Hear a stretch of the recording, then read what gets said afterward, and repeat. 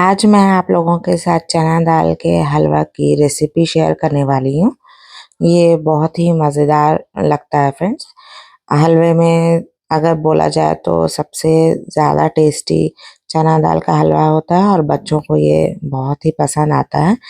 तो ये अक्सर शब बारात में बनता है, बट आप इसे कभी भी बना सकती हैं। तो अगर आप मेरे चैनल पे पहली बार आए हैं तो प्लीज़ मेरे चैनल को सब्सक्राइब कर दीजिए, लाइक कर दीजिए और शेयर कर दीजिए अपनी फैमिली एंड फ्रेंड्स में। Hello friends, welcome back to my channel. मैं हूँ आपकी होस्ट एंड दोस्त अशु। तो चलिए चना दाल का हलवा बनाने का प्रोसेस देख लेते हैं। इसके लिए मैंने चना दाल 4 कप्स लिया है। इसे मैंने 4 से 5 घंटे के लिए सोक करके रख दिया था पानी में, और ये देखिए ये अच्छी तरह से सोक हो गया है। और अब मैं सारे पानी को इसमें से ड्रेन कर दूंगी, और ड्रेन करने के बाद मैं इसे ट्रांसफ़र कर रही हूँ एक प्रेशर कुकर में। प्रेशर कुकर में बनाने का रीज़न यही है फ्रेंड्स कि इससे जल्दी कुक होता है और टाइम कम लगता है। तो ये देखिए मैंने इसमें दूध ले लिया है। दूध मैंने 4 कप ही लिया है, बट मैंने उसे बॉईल करके कुछ 3 कप के जैसा थिक कर लिया है। और इसे मैंने प्रेशर कुकर को गैस पे रख लिया है। फ्लेम को मैंने अभी हाई पे रखा है। जैसे ही लगेगा कि ये गर्म हो रहा है तो फ्लेम को मैं लो कर दूंगी। और ध्यान देना है फ्रेंड्स कि सीटी नहीं लगने देना है। जैसे ये इसमें सनसनाहट हो, आवाज़ होने लगे, आप फ़ौरन ही फ्लेम को ऑफ कर दीजिए। तो कुछ 10 मिनट में ये व्हिसल देने की स्टेज पे आ जाता है, तो आप लोग इसे फ्लेम को ऑफ कर दीजिएगा। और जब प्रेशर नेचुरली रिलीज़ हो जाए तभी हमें लिड रिमूव करना है, और बिल्कुल आसानी से ये देखिए 10 मिनट में निकल जाता है। व्हिसल ना लगने देने का रीज़न यही है कि इससे डर है कि दूध बाहर निकलने का डर रहता है, तो हमें व्हिसल ना लगने देना है और जल्दी ही बंद कर देना है। तो ये देखिए मैंने लिड को हटा लिया है और मैं इसे मैश कर रही हूँ एक लैडल की हेल्प से।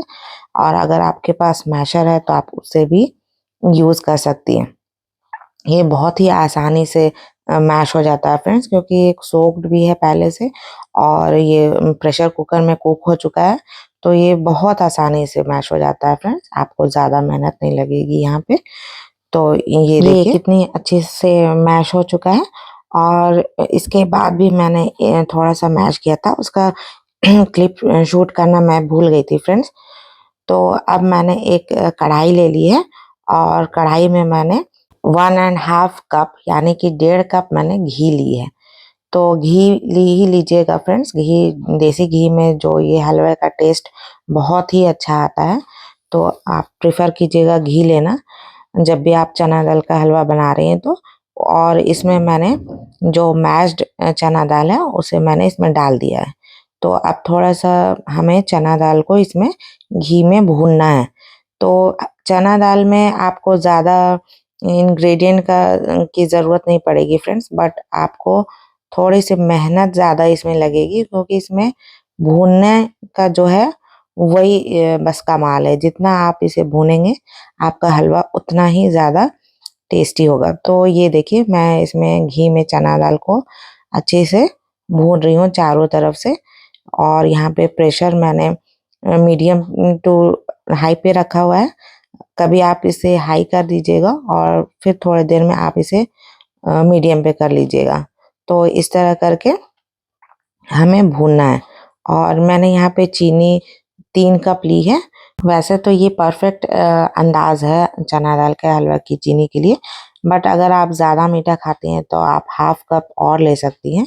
मेरे हिसाब से ये परफेक्ट अंदाज़ है। तो यहाँ पे मैं चना दाल में चीनी को ऐड कर रही हूँ।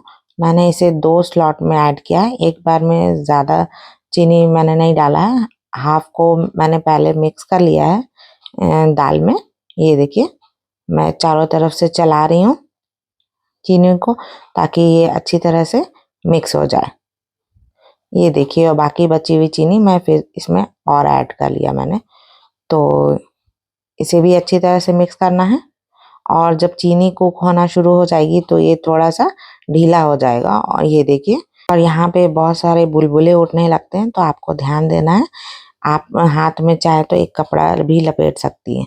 यहाँ पे मैंने कुछ छोटी इलायची को क्रश्ड करके कोर्सली ग्राइंड करके मैंने इसमें डाल लिया है और उसके छिलके को मैंने रिमूव कर दिया है। सिर्फ उसके इलायची के दाने को ही मैंने ऐड किया है। ये देखिए, फिर ये भूनना शुरू किया मैंने और यहाँ पे ऐड किया है मैंने क्रीम 1 कप। अगर आपके पास घर की मलाई है तो आप उसे भी यूज़ कर सकती हैं, बट मेरे पास नहीं थी तो मैंने अमूल क्रीम ही यूज़ किया है यहाँ पे। और अगर आप अमूल क्रीम के जगह भी नहीं लेना चाहती हैं तो आप इसमें 1 कप मिल्क पाउडर भी डाल सकती हैं। तो ये देखिए, मैंने क्रीम को अच्छी तरह मिक्स कर लिया है। फ्लेम आप मीडियम टू हाई पे ही रखिएगा और बीच-बीच में फ्लेम को लो भी कर दीजिएगा। और यहाँ पे मैं कुछ 10 से 12 पीसेस रेजिन्स ऐड करी हूँ और कुछ 20 से 25 काजू को मैंने बारीक कट कर लिए हैं। तो बारीक कट करने का रीज़न यही है कि जब हम पीसेस कट करेंगे हलवा का तो उसमें परेशानी ना हो, क्योंकि उसका शेप ख़राब नहीं हो, इसके लिए मैंने काजू को महीन ही कट कर लिया है। और ये देखिए, मैं यहाँ पे ड्राई फ्रूट्स को ऐड करने के बाद मिक्स कर रही हूँ हलवे में अच्छी तरह से। ये देखिए, मैंने कर लिया है और अब शुरू होता है एक्चुअल हलवा भूनने का प्रोसेस।